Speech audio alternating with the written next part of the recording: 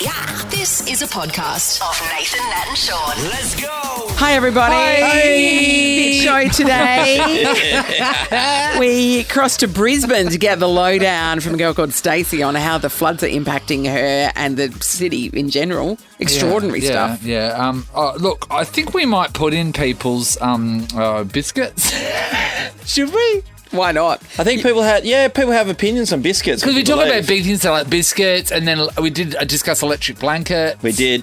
Ali got confused. Yes, she did. Like, you know what I mean? Yeah. We talked to people who were told that they have to leave immediately. Can you imagine how horrifying that would be? Oh, yeah. Stevie Butler, too. He joins us. Talk a bit of sport as well. That'll go in. This is Nathan, Nat and Sean. The other thing yesterday in terms of sport was the impact that the new rules that came in, COVID rules that the Premier brought in. It was funny, and I know it's a conversation we have with him regularly, which is, you're going to announce something big today? Yes. Oh, yeah, whatever. And he did. Immediately He went after straight he talks we to had a us. conversation with him. And he's gone down the conservative route again, big time, and this is going to cost a lot in terms of community sports. When I think community sports, we know one person in our team is part of this, and this is the president of the Les Murdy Mazanon Cricket Club, Claire Kelly. Was rage. Hello, She's Claire. also a dictator. Claire was rage was texting elected. us last night about one of the rules in particular. Go, Claire. Yeah, so it's a bit. I'll just preempt all this by saying we're not at war and we're not being Yeah, flooded. sure. So we're very lucky. It's a Yes. minor But concern in the scheme of in things. the scheme of things, but we were very, very disappointed to read that there are no spectators allowed at outdoor sporting events, like outdoor community sporting events. Stupid. Completely stupid. Given that it's outdoor. Thank Yeah. you. So this coming weekend, and a lot of other cricket leagues will be in the same boat. We are having our grand final. Our first grade team have made the grand final, and our fifth grade team, and our first grade grand final is being held at our home ground. So obviously, people are going to come and bit of a carnival watch the atmosphere grand- normally. Yeah, Yes. yeah. It's over 2 days, so we have a lot of the club members come along, have a watch. Nathan will be there. Nathan will be there, course I will. 100% cheering. He's our cheer squad. But we have been following all the Yes. rules that have been released over the past couple of years to a T, because we want to keep all of our members safe. Yep. And then this comes out. Especially- Which we could have 500 people event. Yeah, Well, so you you can can have make an some money. outdoor Okay. event. Outdoor event, 500 500 person limit, 2 square metre rule, and mask wearing. But this is they can't watch people community outside sport. watching sport. So- So if you called this a grand final cricket extravaganza party, is that now an event that people can watch, or is that the Technically, looking at yes. the sport which is the danger?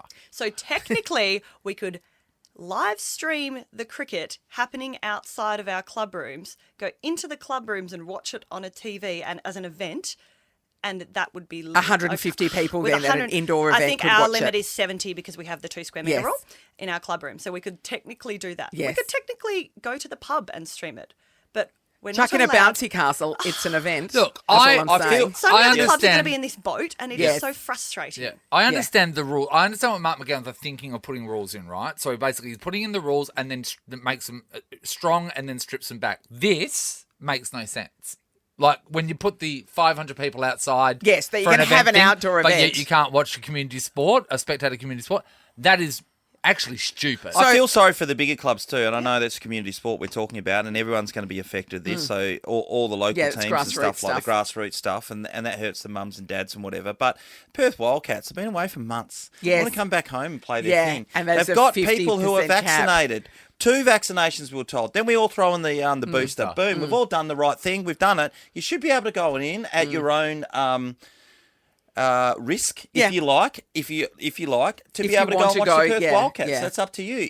Risk mitigation should be up to the individual once you've done everything that's Yeah. almost done. Yeah, but there to is. a But, T. well, I understand that as well. The risk shouldn't just be up to their own person, because then that person, if they get COVID, then they can spread it out into the community. So it's not just a risk to you. Yeah, but it it's a doesn't risk to the matter. It doesn't matter if you give me community. COVID, no. But it doesn't. I 'cause do I'm- agree, I'm, though. I'm thing. It's time to make up for missed holidays with whatif.com. Book spa suites, jet skis, maybe even a safari. Plus, select hotels are fully refundable. Booking cancellation windows apply. What if it's Aussie for travel? Check government advisories before booking and travelling. So we're talking about the restrictions that were announced yesterday by the Premier impacting community sport in particular, because no spectators allowed, even though you can have an outdoor event where 500 people are allowed. Yeah, you can have a 150-person wedding. Yeah. It doesn't make any sense. We're just throwing the question out. Has it affected any people? Do they have an opinion? Hayley has given us a call. How you going, Hayley? I'm good. How are you? Good, Hayley. We think this rule's dumb. What do you think? Yes, it's stupid. Yes. How has the new restrictions affected you? We were supposed to go to my cousin's 40th on the weekend, but we can no longer go because it's only 10 persons. Oh, it's at their Yeah, home. the 10 people. Yeah. So can your cousins so- get married? Because then you can Yes. have 150 people Yeah. there. Oh, yes. She's already married. I know, but like just we- to I call renew it the a vows, no. renewal. Yeah. There are loopy holes everywhere, everybody. Yeah. Solutions focused. So is the party just being postponed? Is that what they're going to do?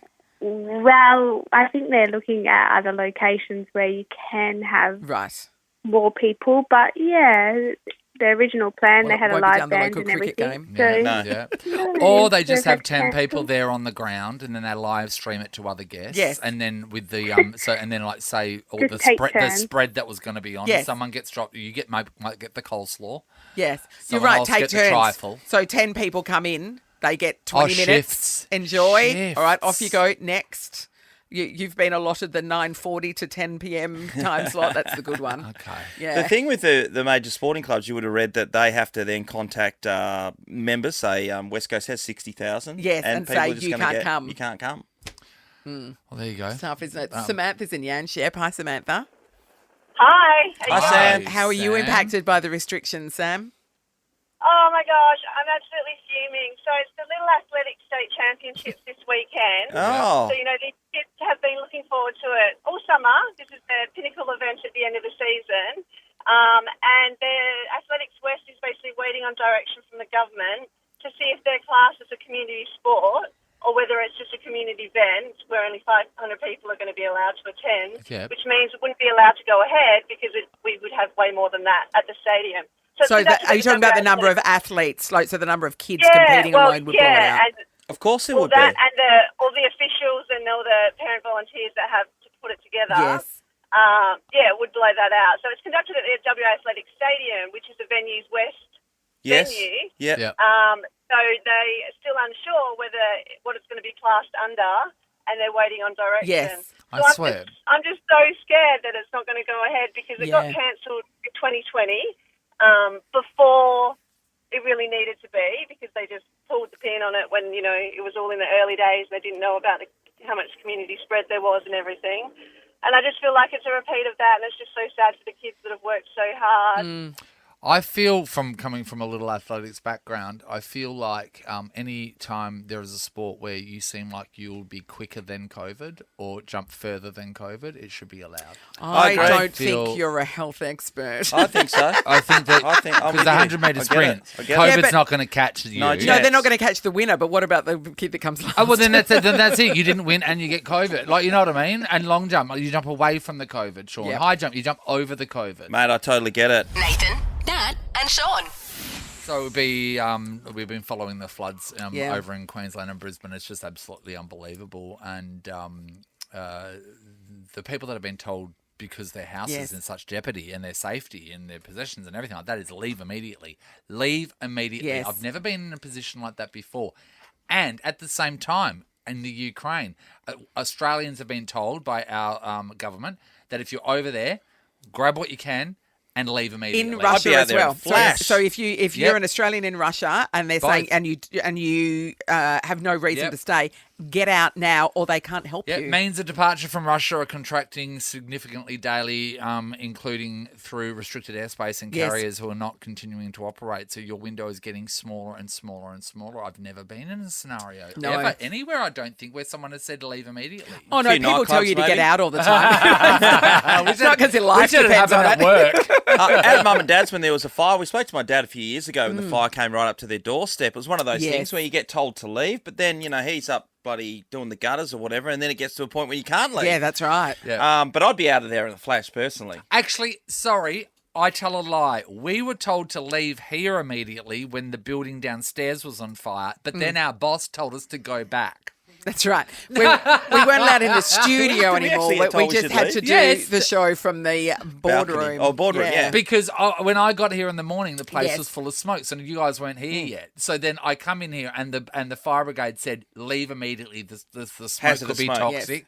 Blah blah blah. So then we left immediately, and then our boss rang and said, "No, go back in. You've got to do the show." That was a great moment. in time. We We've really never put let our that go. lives on the line We'll for never you let that go. guys. We Don't are we? heroes. I don't know. You can use that word if you want. I don't know. I mean, I probably I think would. It's a bit too I probably much, would. But like it feels Seems right. doesn't appropriate. It? It feels right. We want to know if you've been told to leave somewhere immediately. Yeah. All right. So whether it be a life-threatening situation or perhaps just no one liked you. Yeah, yeah. Why are you pointing at me? I'm very welcome around town. I didn't mean to I was point looking at at it. you. I was People looking love her way. me. It was a natural thing. I always did. over cater. I'm lovely. I did point at you then. I was just trying to include you in the conversation. You're listening to Nathan, Nat and Sean. Some staggering stuff going on in the world, obviously, in the Ukraine, the conflict there, and the floods in Brisbane. People are being told to leave immediately. And we want to discuss when that's happened to you. Yeah, we're going to head over to Jessie and Martin. G'day, Jessie. Morning, guys. Hey, Jessie. Hey, Jess, what leave happened? immediately. What happened? So I used to work at the little IGA up on Lesmeady Road, Yeah. and one day there was a truck that had been parked where they normally would have the bread and milk unloaded, but it was full of drums of some mysterious chemical. Yeah. Next minute, the police all turn up and they evacuate the entire building because the chemicals are spilling and they don't know what they are. Oh, Yes. And they were obviously very toxic. There was a lot of fumes and just everyone was just sent straight out of the building. The problem was is the truck was parked right near where we all park our cars so nobody could go home. So we're sort of stuck out the sort of front of the building for, 3 or 4 hours maybe. And the fire brigade turned up and they were doing their thing, and eventually they decided to let us get our vehicles. So the fire brigade had to escort us one person at a time to go and get our cars. And they were genuinely concerned there was going to be an explosion if there was any sparks or anything like that. And it was pretty full on. They ended up evacuating everybody out and the nearby houses as well. And then the shop was going to be closed for the rest of the day, so we all got sent home. So, Jessie, that's next level. when the fire brigade was taking you one by one to get your cars because it was so dangerous, didn't you just want to give them the keys and say, "Can you go grab it and bring it back for me?" Yes, that was very tempting. Some sort of ballet service. What was it? What was the situation? Well, we were never told. We never did find out. The only information we were given is that the truck was stolen, and that for some reason they just decided to dump it there. Dump it. Oh, out of the okay. IGA. Yeah. But the amazing thing right now is Jessie's cooking breakfast for us now with two hands, and she's holding the third with the phone with her third arm, which is great. So Love chemicals. Thanks, Jessie. Ashley's in Averley. Hello. Hello. Hi, Ash. Have you been told to leave immediately, Ash? I have quite a few times actually. So we've had to evacuate our house due to fires 4 times since living there.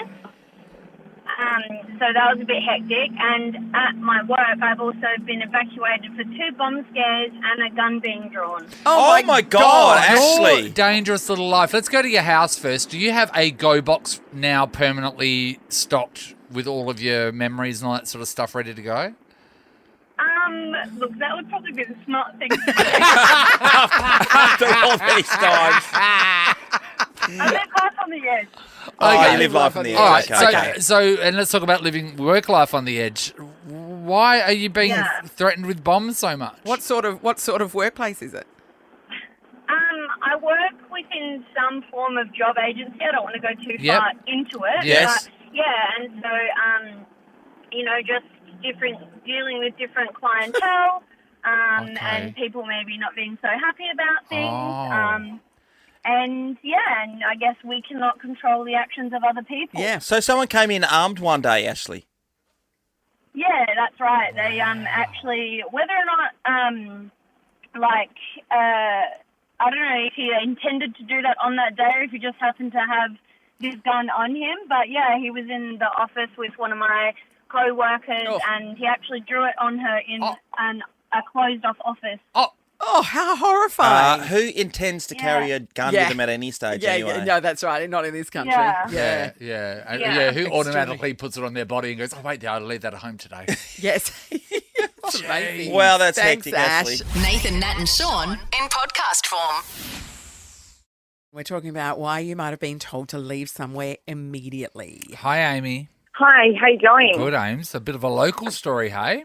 Yeah, back in the day, working at Freo Passenger Terminal, doing all the catering for the Navy ships that would come in. Yeah. And we were working the night shift from like 12 till 6 a.m. And all of a sudden got told to get out of the building because there was a bomb threat. So we had to just pick up the tills basically and race down the ramp to get onto the actual Navy ship. No. Left everything, all the pizzas in the oven, so, you know, if there wasn't a bomb, the building was going to burn down. Not the chips. And then, we get down to the bottom of the ramp, and then two of the sailors started arguing, you know, can they let us on the boat? Can they not? In the end, they were like, yeah, get on the boat. There's a bomb threat. Yeah. So we spent the next, 4 hours of our shift sitting down amongst all the planes and stuff in the bottom of the boat. Yeah. Whoa. And so obviously there was no bomb, and so then you've had to go back and everything's burnt to a crisp. Burnt food, no food. And how long have you been married to your sailor for now? Yeah, no, that didn't work out. It's a great meet cute, isn't it? Bit of road tennis. Yeah, Nathan. Let's go to Nat in Marangaroo. Hello. Hi, how you going? Great, Nat. When were you told to get out immediately? I lived in Broome when Cyclone Rosetta hit. Yes. And I worked in a pub and I had to go to work and everyone's like, oh, don't worry, cyclones never hit Broome. And then about an hour into my shift, the fire brigades on bullhorns, there's air raid sirens, everyone evacuate, go to the emergency evacuation centres. So I'm saying to my boss, I've got to go. I've got to pack up. I live in a caravan. Oh, He's like, no, you can't leave. This is the busiest we've ever been. Classic Broome. We know the feeling. Classic Broome. Now. Yes. Yeah, and I had to work another 4 hours. And by the time I got to my caravan park after the event, my annex was filled with water. I opened the door and it was like a flood coming out, all because I had to work and it was the busiest time of my life. You know what pub were you at, Nat? Can you say? Well, not really, no. Okay. No. It was divers for sure. No, Sean, you know why she can't say? Because she's still working her shift. It's the busiest they've ever been. This is a podcast of Nathan, Nat and Sean.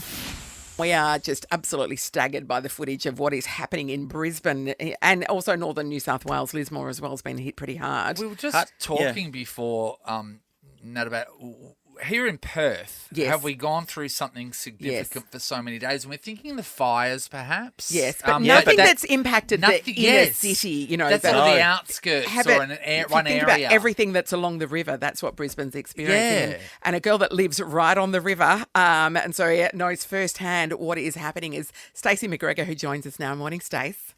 Good morning, everyone. Hi, Stace. Stacey, so you live in an apartment that is essentially fronts right onto the river, yeah? Correct. Fronts right on to being right on the river at the moment. But yeah, we're right on the river and we're so fortunate that our apartment on level 5 is high enough. But we're feeling for our lower level neighbours at the moment, and our garage is currently an aquarium. Wow.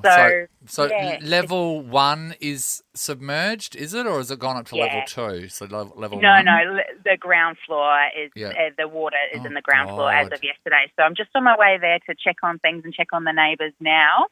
But yeah, it's been crazy. Even though I was sort of around in 2011 when this happened, I actually went and inspected the property the day of the flood in 2011 and said, yep, I'd love this apartment. Even though I still had this level of nonchalance, like, how bad can this be? And even when we were preparing our garage, we were stacking things in the garage, and I recall at one point on, I think it was Saturday afternoon, I'll put this on top of the fridge we have in the garage. Oh, that will be safe there. Yeah. Yes. And then the next morning, watching that fridge float into the river, I'm like, okay, that was not safe there. So that level of nonchalance, and the way I describe it is it was like a slow-moving yet fast emergency. Like it was raining, it was getting worse, and then I feel like there was this 20-minute period where it like, oh no, this is really serious. This is proper flooding. Yeah. Stacey, So, yeah. your apartment building, and it's on the river. So how far did the river come up in terms of height to then take over that bottom level and, obviously would have gone up a bank and then gone onto your level? Yeah. How high has it got up?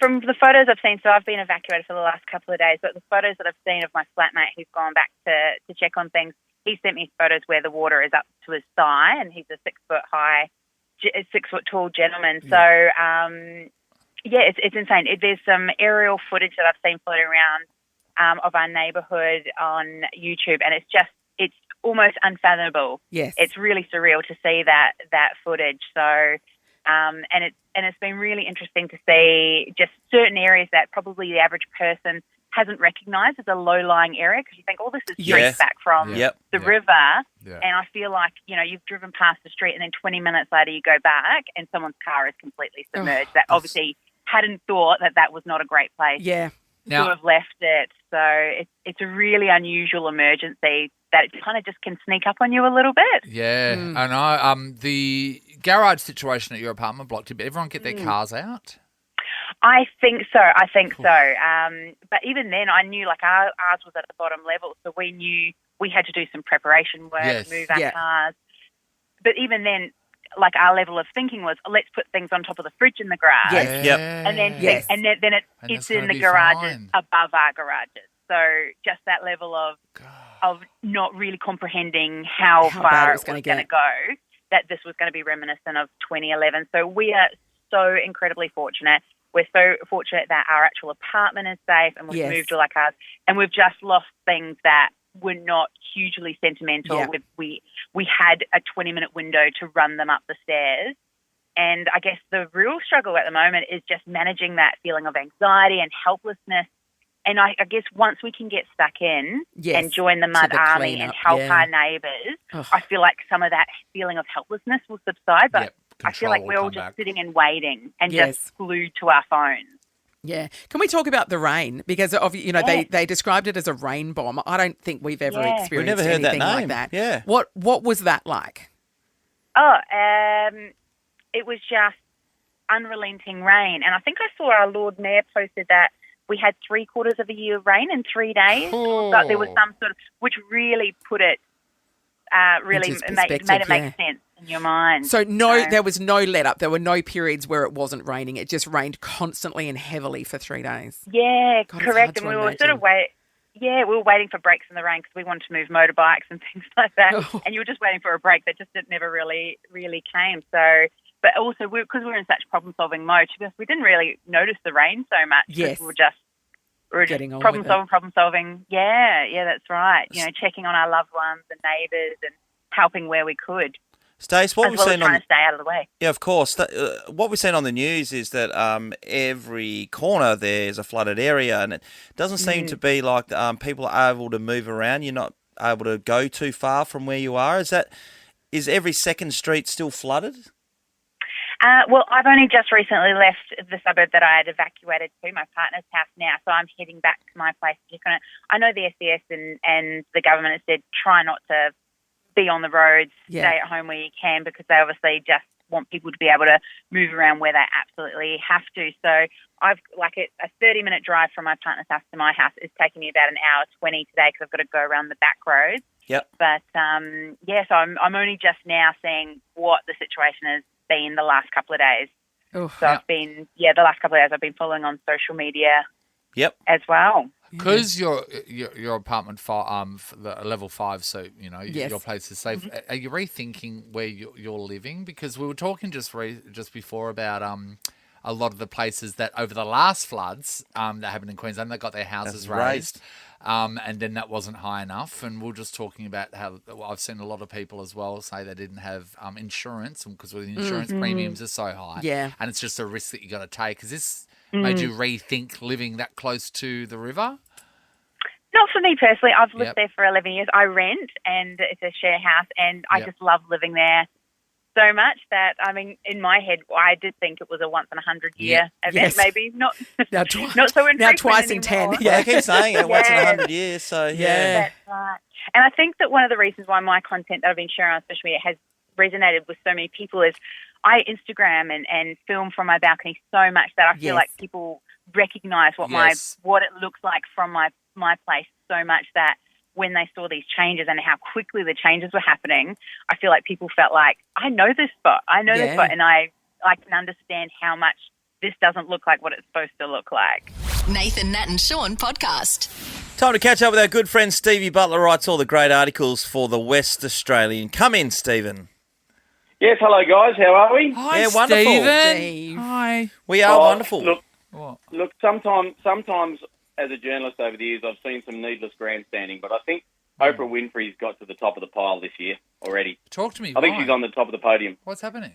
So, in protest of the Russian invasion of Ukraine, she's decided to take her book by Leo Tolstoy, War and Peace, off her bookshelf. Well, I mean, that should show them. Well, I mean, out of all the sanctions, that's the one you get hurt by. Yeah, jeez. Well, I mean, what sort of needless rubbish grandstanding is that? You know what, though? That's I mean, I do ridiculous. understand the reason for the sanctions and stuff like that, but I'm just at this stage where we're going, we as a world, we know that, a couple of countries are sort of, pro-Russia at the moment, but generally as a world, we're all against this, and when are we going to actually do something about it? Like, instead of just standing back and going, stop from Here's a couple of guns, good luck. Like, I know that everyone's really worried about the wrath of what this madman will do. But it's a big country to start a war with. But if it was in the Middle East, they'd be in there. 100%. They'd be in there shooting 100%. and blowing things up. It's very interesting, Steve. And with that, with the link to sport at the moment, we saw UEFA and FIFA. They decided to go the stronger arm only because they had the backing of European nations to say Russia no longer can compete. And I was reading also, Alina Svitolina has just come out, a Ukrainian tennis player, and said she will not play any Russian player and they should not be playing in any world events coming up, which kind of lends itself to Daniil Medvedev, who's just become the world number one over Novak. Should he be banned from playing? Well, it's a difficult situation, isn't it? And that's the argument they've had at the Olympics as well, and they've made them compete under a federation Olympic team, a Russian Olympic Committee team. So that's difficult. And I think that's what FIFA have asked Russia to do in the World Cup qualies too, haven't they? I don't think they've actually allowed them carte blanche to compete or banned them even. No, they have. They've just done that. So they went against what they said yesterday. They said they're just going to allow them to compete under the neutral body, all that kind of stuff. But then today, because of the backlash from Sweden, Poland in particular, Czech Republic, they just said, "Get real. We're not going to play them at all." So now they're out. Yeah, well, that's the best decision there could have been. I noticed Sebastian Vettel was the first one sort of over the weekend to put up his hand and said, I'm not going to drive at the Russian Grand Prix, which has since been cancelled, so kudos to him. And look, it's a difficult one to say they should be banned. I mean... Yes. It makes sense when it's a national team, like with the World Cup, that World Cup qualifiers, or an event in Russia. When it's individuals, it's a much trickier scenario. You're being punished for something that this man in Russia is doing on your behalf, even if you agree with it or not. Yeah. It's such even a horrible thing if you've publicly for the people. decried it. Yeah, I think it's difficult. I mean, I think the FINA World Junior Championships in Russia in August have been cancelled as well, so swimming's got in on board, but. Yeah, to say that Daniil Medvedev himself should be banned from playing in any tournaments, I'd much rather ban Novak Djokovic than him. Just for being Novak? For being an absolute... Like, he's an absolute dill. Like, he comes out over the weekend and he talks about his treatment in Australia again. Yeah. And he throws I think it was a Czech coach and another player, a Croatian player, he just threw him completely under the bus, saying, well, they got in under the same exemptions. Well, Novak. They weren't gallivanting around at parties a day after they said they had COVID. Yes. But he's just so out of whack at the moment, Novak, and I couldn't give you $2 for him. Yeah, there we go, Steve. And we wouldn't take it. No, we wouldn't. Steve, I might change if you did. On a local point of view, we saw the restrictions come out or being put in place as of this weekend, and I would think that the elite WA sporting clubs like the Wildcats coming back to town, Western Force, who we get to see back in town this week, and also the Perth Glory, won't be too happy with this at all. Well, it's really rough for the Wildcats, isn't it? They've been on the East Coast for so long. They've traded away. They had a great win against the Jack Jumpers last night, and they get themselves back into third position after this great, I think they've called it, Vic Law's called it an odyssey away. Yes.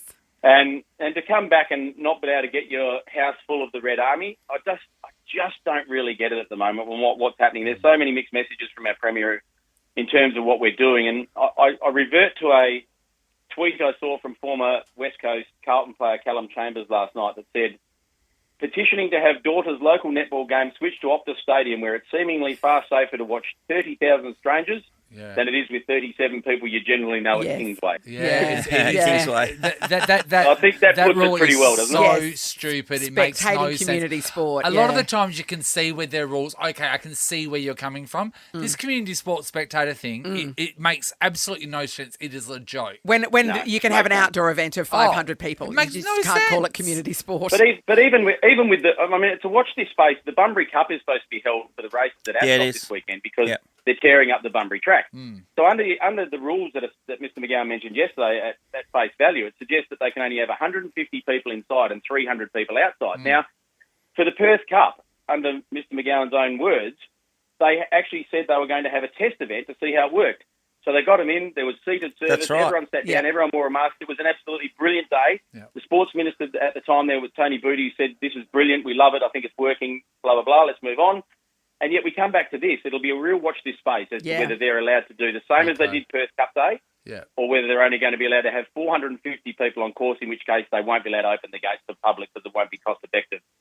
Yeah, it won't be. No. Yeah, that'll be very interesting to see how it all plays out. But yeah, I do feel so. I mean, we got the community sport, all the things that's going on, and I followed. Obviously, we all have. The Wildcats being away for months, and the Perth Glory being away for months. They're literally on their way home now. Like they're in the end now. The Wildcats, and they're unable to play full crowd. Who do Fremantle and West Coast tell can't go to the game? Well, that's right. They'll have to do. They'll have to do a ballot system, and then that leaves bad taste in the mouth of the punters who they can't let in because they've been waiting so long for round one to get to a game. Full house, and this is at a stage where Gil McLaughlin jumps up yesterday, and he is the total opposite to Mark McGowan at the moment. He's just going, right, bang, bang, bang, let's go, let's just take this head on and rip in. He said I think the total record crowd for an AFL round one was 401,000 in 2017, and he's saying we're going to break it this year. Well, that might struggle if we can't do it over here, but that's the attitude we want to hear. It's time to go. I saw that Peter V'landys announced that the NRL made $43 million in this pandemic of last year. If you follow him in any of as being an administrator of anything, he doesn't stop for no one. Yeah, he just keeps pushing on. They solved face masks and hand sanitizers, so that's what they made money. Rabbitohs, that's a bloody great idea. Don't give it away. If you remember right back to the start of the pandemic, Peter V'landys was the one saying, well, we're getting the season going, whatever happens, and they did. And everyone was actually looking at it at the time thinking, what are you doing, you dill? But he just can do. It's push ahead. It's can-do attitude to life, and I think that's where we should all be at. I mean, the peak is about to hit us. We're saying this now because at the moment we're relatively safe. Yeah. If there's 10,000 cases in the community in a couple of weeks' time, it's going to be a different scenario, and that's why these things are being introduced. I don't know what it matters. Go hard. It doesn't matter about cases. It matters about how crook we get. And but an increase in cases increases the hospitalisations. They know that that's what happened over East. Yeah, but if you times that to say 10,000 people and currently what we are, though, there are still people that are vulnerable in the community. Yeah, I know, but that's in everything. Over East, I don't think over East had 97% double vaccination at that point either. I mean, that's true. That is true. Yeah. Steve, moving forward, can you stop using the word dill as an insult? Because Nathan my favourite herb dill. is dill, and I find it to be disparaging and hurtful. Well, that says more about you than me, I would have thought. Hey, shut your mouth, you chive. You love a chive too. He loves a chive. Hey, I love a bit of chive talking. Nathan, Nat and Sean is a Nova podcast. For more great comedy shows like this, head to novapodcasts.com.au.